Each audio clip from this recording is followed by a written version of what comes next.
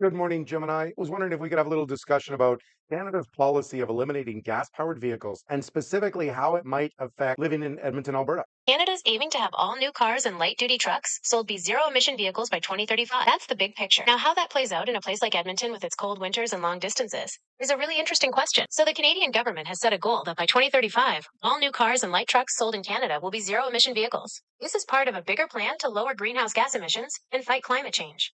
The idea is to get more electric vehicles on the road, which should help clean up the air and reduce our reliance on fossil fuels. We're already seeing changes. The government has set targets for manufacturers to sell a certain percentage of zero emission vehicles each year, increasing to 100% by 2035. So car makers are starting to offer more electric models, and dealerships are getting ready for the shift. The amount of power needed to charge an electric car at home can vary a lot, depending on the car, the charger, and how much you drive. Generally, you'll need a dedicated circuit for faster charging, similar to what an electric dryer uses. It really depends on your home's electrical setup and how much power your car and charger need.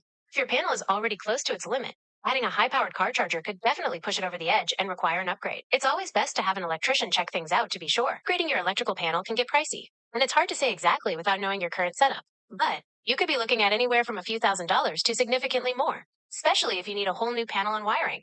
It's definitely worth getting a few quotes from local electricians to get a better idea. The city of Edmonton is definitely working on building up its EV charging infrastructure, but it's still a work in progress. Right now, there are public charging stations scattered around, but it might not be enough to handle everyone charging at once, especially in older neighborhoods. Yes, that's a fair assessment. Older neighborhoods, in particular, will likely need significant upgrades to their electrical grids to handle the increased demand from EV charging in every home. It's definitely something for potential homebuyers to consider. Funding for grid upgrades can come from a few different places. Sometimes, the city or province will invest in infrastructure improvements. Other times, utility companies might increase rates to cover the costs. There could also be government incentives or programs to help homeowners with the expense of upgrading their electrical systems for EV charging. Since Alberta's power system is privatized, it's possible that the cost of upgrading the grid could be passed on to everyone through higher electricity bills, even if they don't own an EV.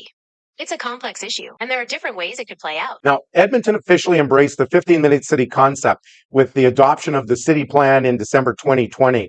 How do you think the municipal plan ties into the federal plan? The 15-minute city concept aims to make neighborhoods more walkable and bikeable, reducing the need for cars. This aligns with the federal plan by decreasing reliance on gas-powered vehicles and promoting cleaner transportation options like walking, biking, and electric vehicles. And that might work in a city that doesn't hit 40 below on a regular basis, but I have some concerns in Edmonton. If the city and federal governments continue working together to phase out gas-powered vehicles, what are the top 5 things that a homebuyer should consider when purchasing a home in Edmonton? You're right, that's a good point. Edmonton's winters are definitely something to consider. Here are 5 things a home buyer should think about. First, the age of the home's electrical panel and wiring. Second, the availability of public EV charging stations nearby. Third, the home's insulation and heating efficiency. Fourth, the garage's size and whether it can be heated. And fifth, the home's proximity to amenities like grocery stores and schools.